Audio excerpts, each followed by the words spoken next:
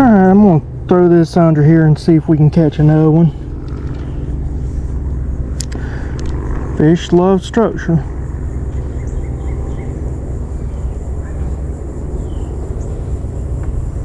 And there we go.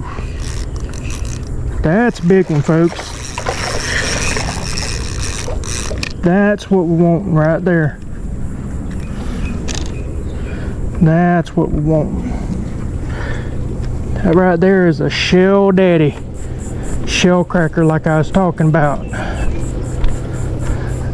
This is a keeper. Alright, I'm 6'2" and it's way bigger in my hands. Woo! You can lip this.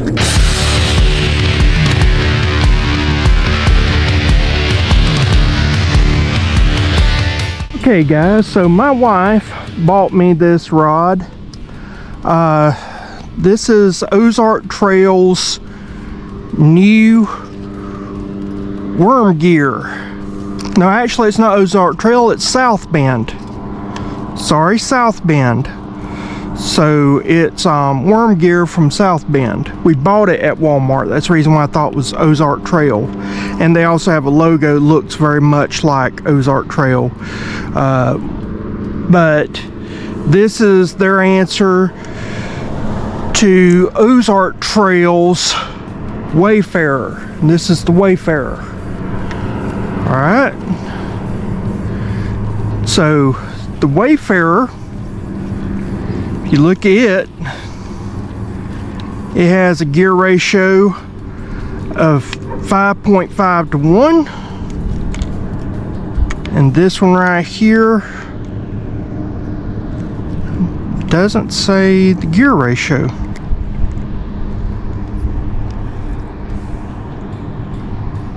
Just says the line, but does not say the gear ratio. I wonder if it says here. It says it's a graphite reel with line fiberglass rod blank, so it's fiberglass, not this is graphite. They say ceramic guides. This looks like ceramic guides as well. That's always good. You want ceramic guides. Graphite reel set. Okay. And a soft grip. They do not say what the gear ratio is on this. The reels look identical almost. I mean, a few differences. The Ozark Trail is a little bit squattier than the South Bend. There's just a little bit of difference in bail, but all in all, a spinning reel is a spinning reel is a spinning reel. I'm assuming that this is going to be about the same type of reel, maybe a little bit different. This is a little bit more expensive than this one, but not much difference in price. So let's rig it up and see what we got.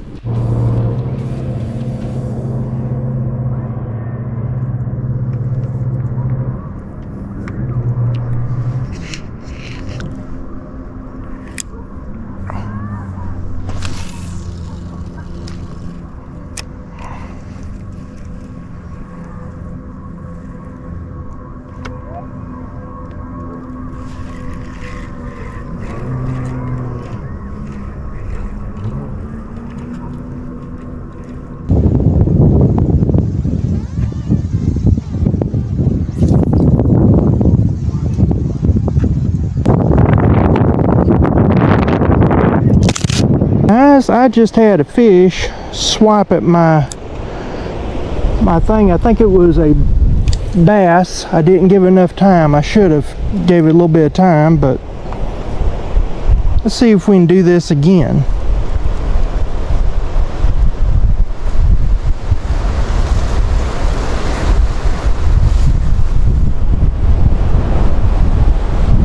Wind is howling.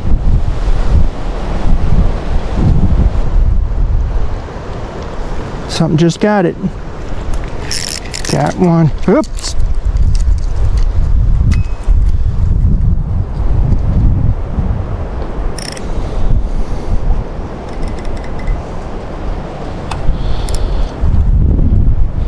Drag was just a little bit too light, missed it.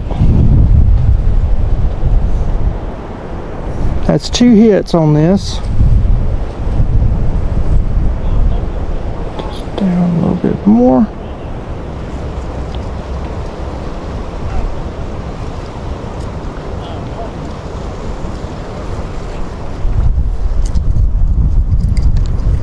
Alright, let's see if we can do this again.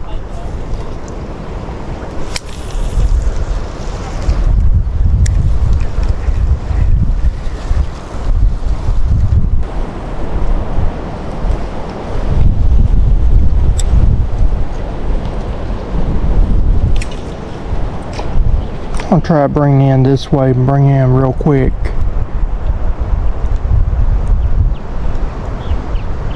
See if I can get a reaction that way.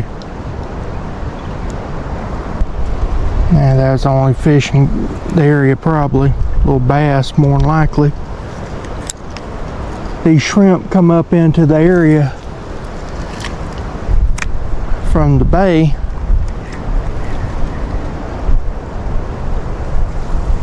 That's the reason why you can catch just about anything, freshwater, saltwater, on shrimp here in Florida, because you have saltwater fish, saltwater bait coming up into freshwater.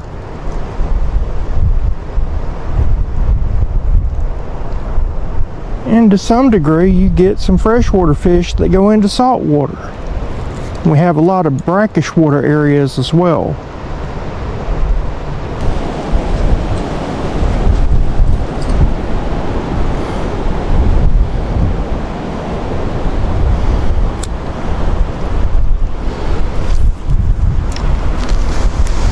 See if I can catch him.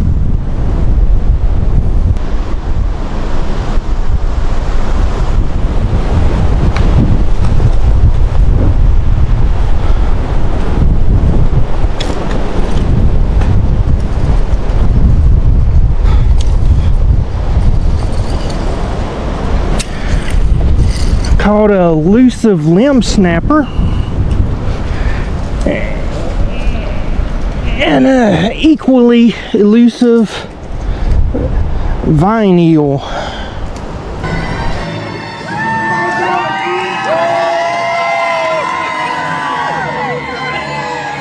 Keep going.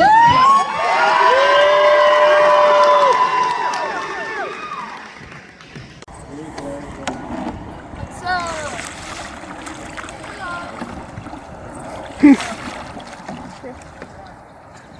When's we got one?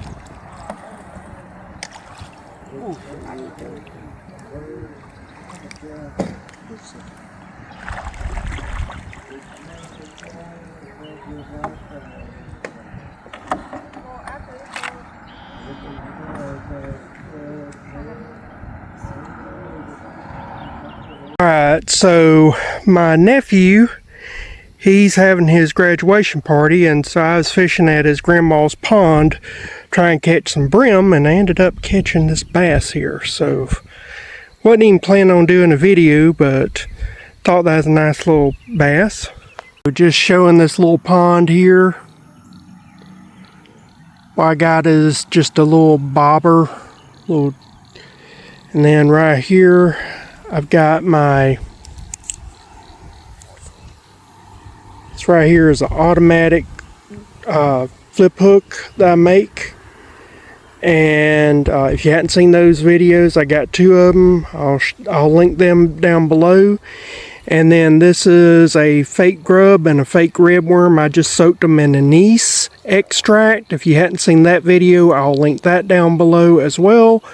But yeah, that's why I hooked the bass on. The other side of this road, however, has a hidden little pond here. Got a lot of dark water, kind of hard to get to fish, but we're gonna see what happens. But I just saw a giant turtle, so that's promising. Got a little artificial minnow on here with a cork. See what happens here. There was a giant bluegill just ran off.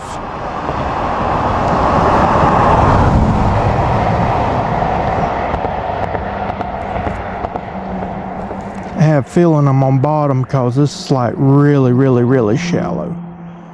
This water is super shallow, so I'm gonna bring it up a little bit. I've got little things wanting to eat it, but they can't take in the bait. They're just too small. They'll take the cork and run with it a little bit. I'm seeing them trying to get it, but they can't. Oh, I got one. I just got one. All right.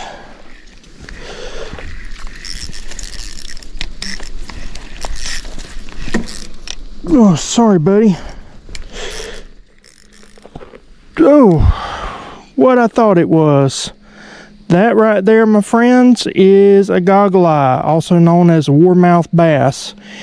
If I was keeping fish, this would be perfect. I'm going to go ahead, dehook him. So I call that a home run. We'll toss him back. Awesome.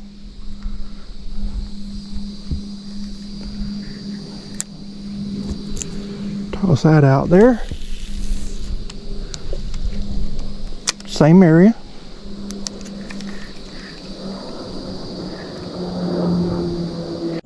Guys, that's Rachel's cork right there that's being eaten, being pulled down. She's probably got a gar, more than likely. And so this will be the first time Rachel's ever caught a gar. Or big fish. So it's going off now. And so what we're going to do you have your drag where it's set up, not too tight, but fairly tight? Tighter. Tighter. A little bit tighter, not much more. Alright, now take and use your hand and grab that right there and slowly reel in so that you got tension on your line so you don't get those whip knots or whip loops. Okay? Now just reel it in. Come on. Reel her in. Reel it in. Fixing to be on like Donkey Kong.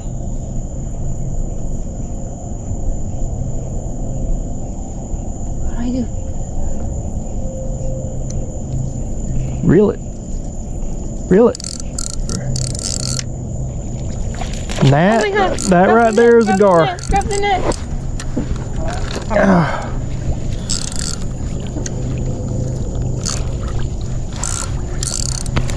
Oh, don't do that. Don't do that, honey. Alright.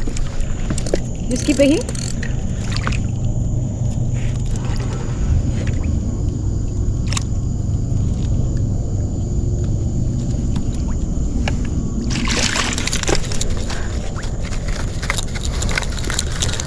She's got a gar.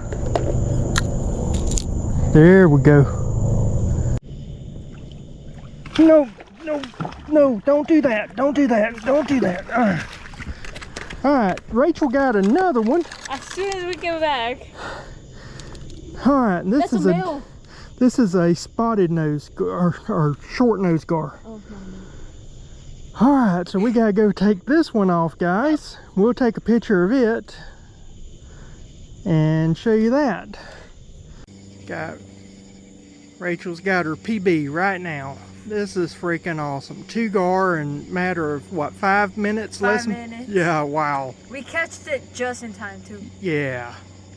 Okay, let's put it in the cooler. Yeah, let's put her in cooler. I'm not expecting much here. This is a local park that gets fished a lot, but I figured, what the heck, I'm here. Something could happen. Like I said, I'm just really not expecting much.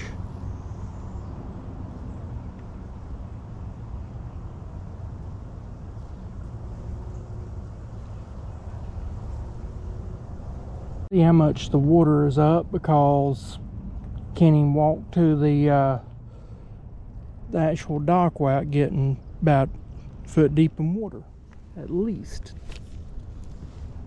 Let's see if I can't tie this little brim up real quick. Here's another little flooded area. Looks kind of juicy. We'll see what happens.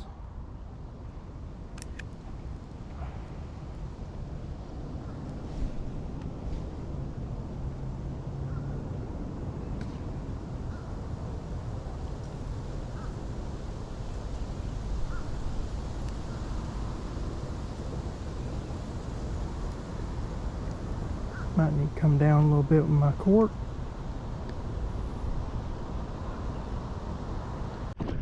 Okay, so we're going to paddle out of the marshland here and go to the bay and get out on the bay. So you'll see us there next. There's some fish. One just hit right out there. And it's a rising tide. Florida, we only have one high tide, one low tide, which is kind of unique. A lot of areas of America have two high tides, two low tides. So our high tide will be about midnight, almost 1 o'clock. And so this morning at about just past 1 o'clock, almost 2 o'clock in the morning was our low tide. So we got winds out of the south-southwest. It started this morning at about 6 miles per hour. By 1 o'clock, it'll be about 12 to 14 miles per hour. Presently, it's running at about 9 to 10 miles per hour, which is really about as much as I want to do in a kayak. Is 9 to 10 miles. That's too much almost. Kayaks can't take too much wind. So you'll see us out next when we get to the bay. Alright, so this says right here, do not feed or aggravate the alligators. If you want to know how to aggravate an alligator, just tell them how much better things are up north. It really ticks off these southern alligators. Folks, we're going to make like a baby and head out.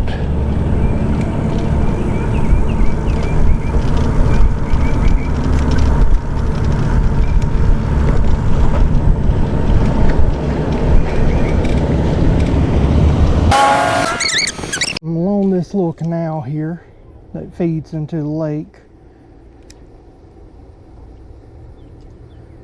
Just seeing what might hit along here. Yeah, so I was fishing along the grass, not catching anything, but these pylons here, if you put them along the pylons, a lot of times fish will hang up around there. Little posts on the bridge. This is a little shell cracker, little female, nice one.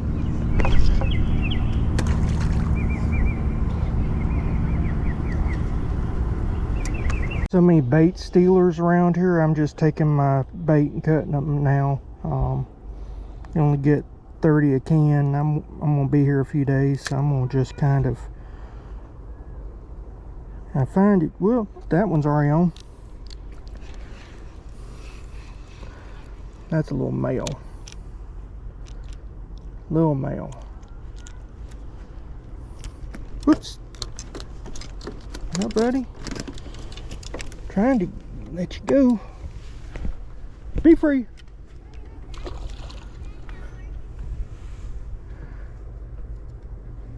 I'm gonna go on the opposite side where I was trying to say 48, because normally that's where your bigger ones would be, is opposite side of where the water is flowing. And the reason for that is that big fish are lazy. They want to have food come to them, which I don't blame them.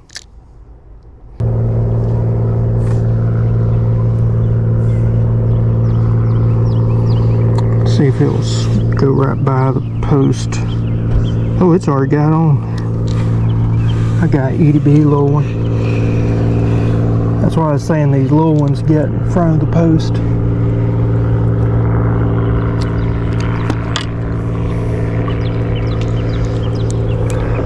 Be free.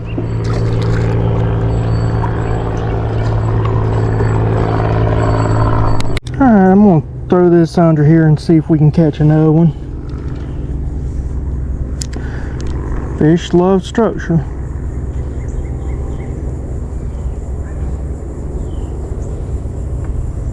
And there we go. That's a big one, folks. That's what we want right there. That's what we want. That right there is a shell daddy. Shell cracker like I was talking about. This is a keeper. Alright, I'm 6'2" and it's way bigger in my hands. Woo! You can lip this.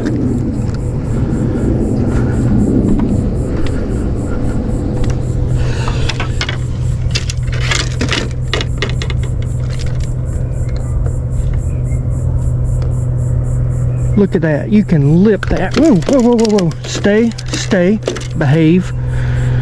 I'll unhook you in just a second. Ooh, it got in there. He's just crunched it. Alright guys, so South Bend is not my favorite company. They used to be an American company. They used to be very good with their stuff. And then they decided to outsource and go overseas, and things took a terrible turn.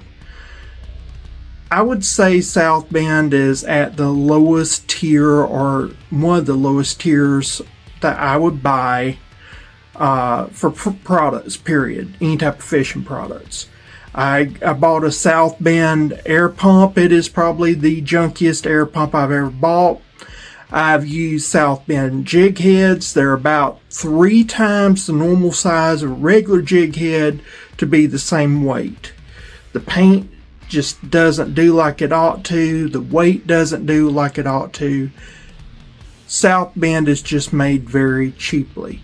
Now this rod, maybe they're going to be making a comeback. Maybe they're getting their act together. I mean, it's got some issues, but it's not as bad. The line, South Bend line, is better than Ozark Trail line for sure.